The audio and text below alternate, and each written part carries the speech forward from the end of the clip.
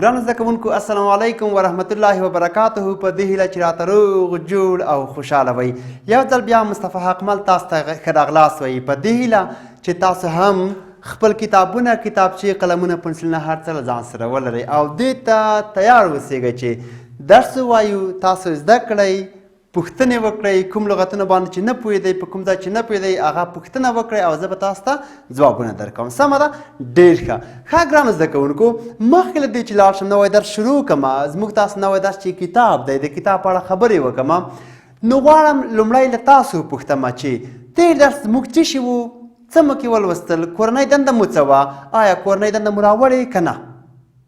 سمه ده؟ نو په دې اړه به خبرې کوو. تاسو نه پوښتم تېر درس زموږ څه شي وو؟ آفرین، ډېر ښه. زموږ درس و تېر لکه په ټولګي کې د ژبې لوستل، چې ژبه څه ته وایي، په ژبه مو خبرې وکړئ، چې ژبه د افهام او تفهیم یوه وسیله ده. څه ډول موږ خبرې کولی شو، څه ډول خبرې زده کولی شو، څه ډول موږ یعنې لکه د بل چا سره افهام او تفهیم کولی شو، په دې اړه مو خبرې وکړي. صحیح ده؟ کوم لغتونه چې تاسو نه ورباندې نه پوهېدئ هغه مو د تختې په مخ ولیکل، معنا مو کړه، جملې مو ورته جوړې کړي. تاسو ته مې کورنۍ دنده درکړه چې دغه درس به تاسو په خپل کور کې په خپلو کتابچو کې ښه منظم لیکئ. له هغې نه وروسته به دا لغتونه چې ما د تختې په مخ لیکلي وو هغه به یادوئ او هغه جملې چې ما ورته جوړې کړي دي له هغې نه پرته نور جملې به تاسې ورته جوړوئ. یعنې کومې جملې چې ما جوړې کړي هغه به نه جوړوئ، نورې به جوړوئ، ځکه هغه خو مزده وي، هغه خو تکرار وي. صحیح ده؟ نو تاسو به نوې هغه جملې چې ما هم لا تر اوسه پورې نه وي جوړې کړي ورته تاسو به جوړوئ، ځکه چې تاسو نوي شیان زده کړئ، نوي هغه څه چې زده کړئ چې تر اوسه پورې مو نه و زده کړي. صحیح ده؟ اوس ژبې ته موږ بېلابېلې جملې جوړولی شو. د ژبې په هغه څه باندې خبرې وکړئ چې موږ داسې ډېر ارزښت لري، چې په لومړیو کې ژبه څه ډول زده شوله، ژبه څه ډول زده کېږي، آیا یو ماشوم دلته زیږېږي، له دغې سیمې نه موږ وړو بلې ټولنې ته، په بلې ټولنه کې د دغو ځای ژبه زده کوي که د هغو ځای ژبه چې چېرته غټ شوی دی، کوم ځای ژبه به زده کوي؟ دا ټولې خبرې مو ورباندې وکړې ګورئ. نو دا خبرې به زموږ تاسو د نن درس کتاب ګورئ دا خبرې موږ چیرې زده کوو؟ ښه خبرې هم په ټولنه کې زده کړې. صحیح ده؟ د یوه ماشوم دپاره تر ټولو مهمه او تر ټولو ارزښتناکه مدرسه یا ښوونځی چې دی هغه یې د خپلې مور غېږ ده، ځکه چې د مور په غېږ کې یو ماشوم ډېر وړکی وي، ګورئ مور یې ورسره خبرې کوي، ډېر په ناز ورسره خبرې کوي، ډېر د مینې نه په ډکو الفاظو ورسره خبرې کوي. هغه ماشوم له مینې ډکه ژبه زده کوي، له مور نه د مور ژبه زده کوي. صحیح ده؟ کورنۍ یې، ټولنه یې، کلی دا ټول دا منطقه یې له دې نه ژبه زده کوي. خو دا ژبه موږ تاسو که چیرې لیکو یا لیکنۍ ژبه زده کوو نو موږ تاسو به یې له کتابه زده کوو. کتاب به وایو اول ټولګی، دویم ټولګی، دریم ټولګی، څلورم، پنځم تر 12 پورې همداسې پوهنتون پورته ماستري او دکترا ټولې به کوو. خو مګم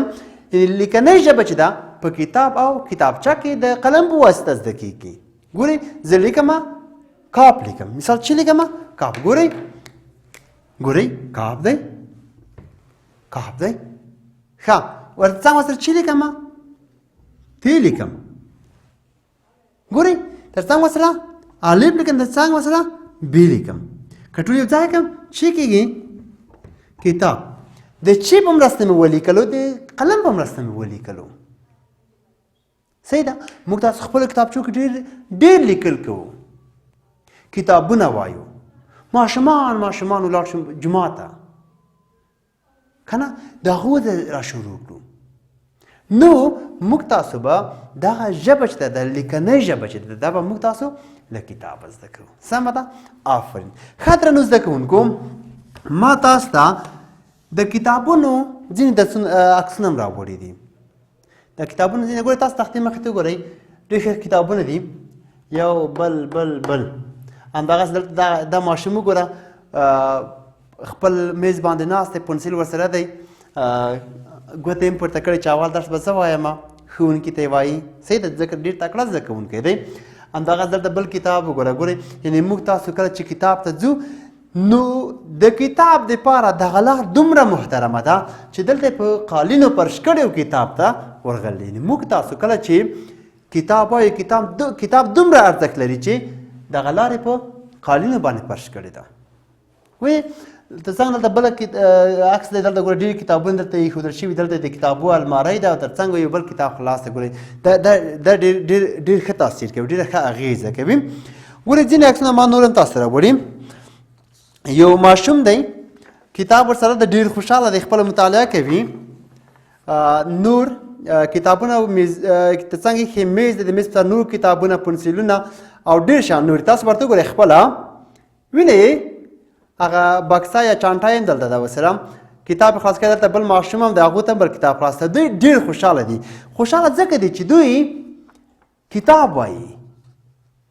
که نه دوی کتاب وایي هغه څه چې مثال په کتاب کې زده کوي هغو ته خوشحاله دي ځکه دوی د هغو په مرسته کولی شي خپل ژوند جوړ کړي یو بل ماشوم دی دی هم مطالعه کوي د کتابو منځ کې ناست دی کتاب یې په لاس کې دی او ډېر په ورین تندي او ډېر خوشحاله مطالعه کوي تاسو ورته ګورئ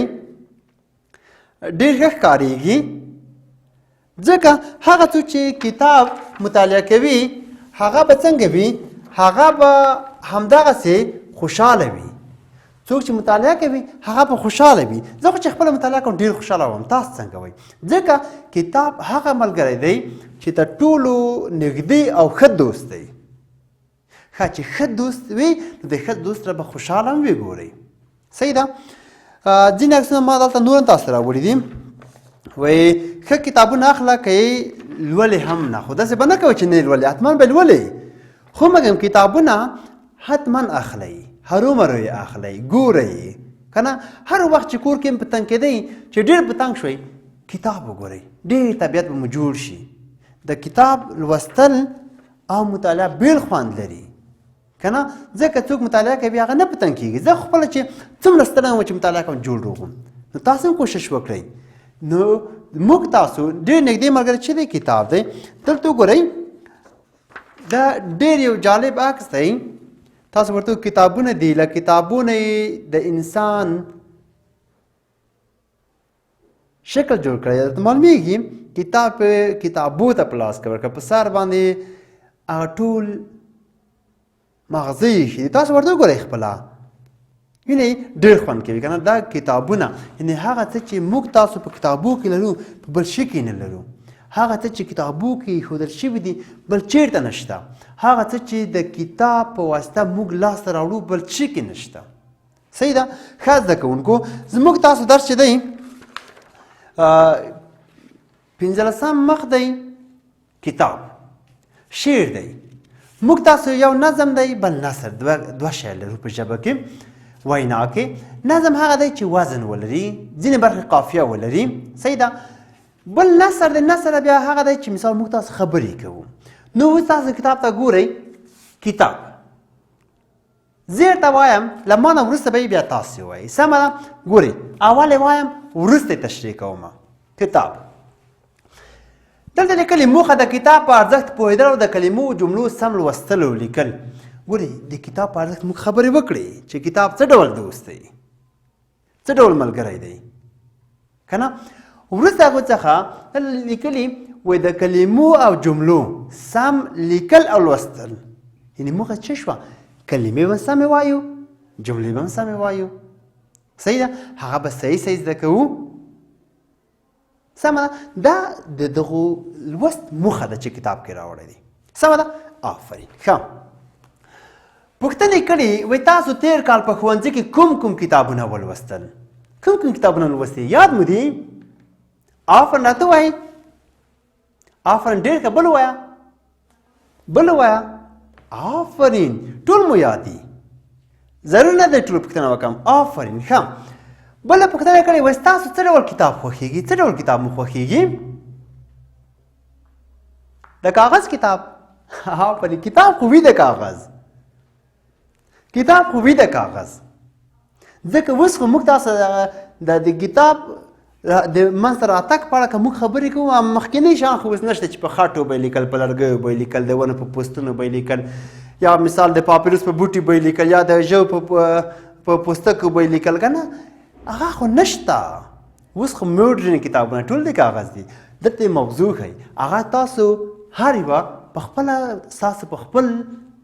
ذات پورې اړه لري چې تاسو کوم ډول کتابونه ډېر خوښېږي سمه ده آفرین ښه اوس راشئ درس ته څه وایي شعر دی ګوره نوم زما کتاب دی تا ته مې خطاب دی زه ستا ښه اشنا یمه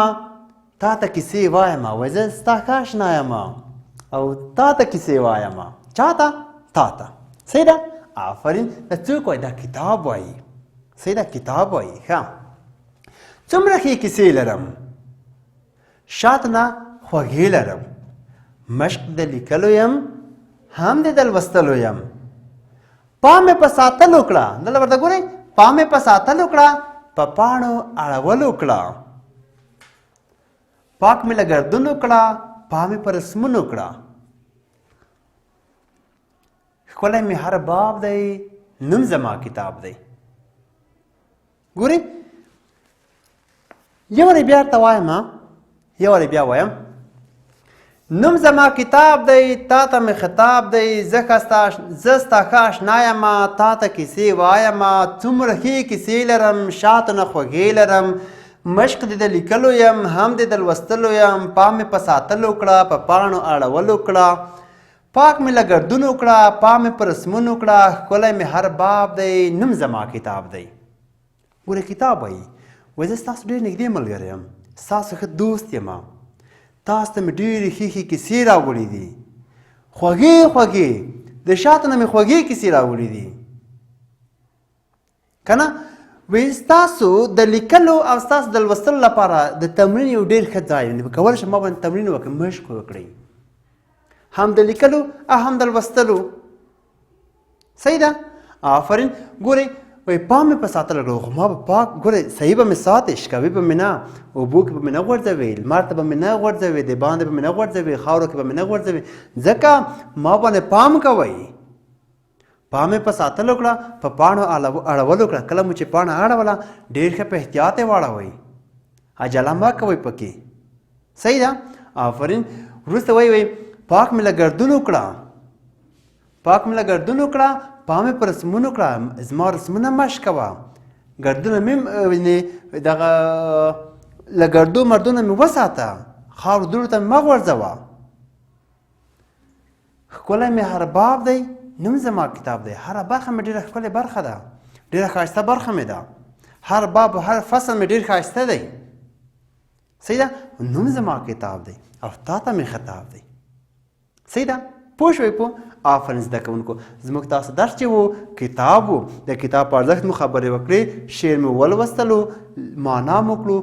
بل ساعت کې به انشاءالله نورې خبرې هم ورباندې وکړو سمه ده نن همدومره بس دی خو ستاسو کورنۍ دنده به دا وي چې دغه له دې نوم زما کتاب دی تر نوم زما کتاب تر آخر نوم زما کتاب تر اول نوم زما کتاب پورې تاسو په خپلو کتابچو کې دغه ښه صحیح منظم ولیکئ او کوم لغت چې نه پوهېدئ هغه به لاندې کرښه ترې کش کړئ زه به هغه بیا تاسو ته معنا کړم سمه ده جملې به هم ورته جوړوم او دغه کتاب چې وایي دا به هم معنا کوو سمه ده آفرین تر بیا په خدای سپارم ښې چارې